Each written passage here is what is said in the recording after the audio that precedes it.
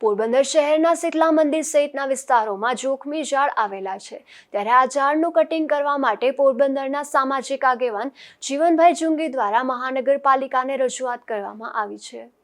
આજે મેં મુખ્ય કમિશનર સાહેબને મહાનગરપાલિકાના કમિશનર શ્રી પ્રજાપતિ સાહેબને રજૂઆતમાં એવું છે કે વોર્ડ નંબર 7ની અંદર જે શીતલા માતાનું મંદિર છે, વર્ષોથી ઐતિહાસિક છે, ત્યાં પાંગરમાં ત્યારે એવું ઝાડ છે અને તારી નીકળે છે અને એ દિવાલની ઉપર પડી છે, દિવાલની તાર પડી એવી એ અત્યારે કદાચ વર્ષે તો રાહ કાઢી લે તો શીતલા માતાનો તો મોટો મેળો હતો, ઉત્સવ હતો સાતમનો, ત્યારે એટલા હજારો લોકો હતા। જો કદાચ એવું દુર્ઘટના થઈ હોય તો ઘણી જાનહાની લીધી હોય।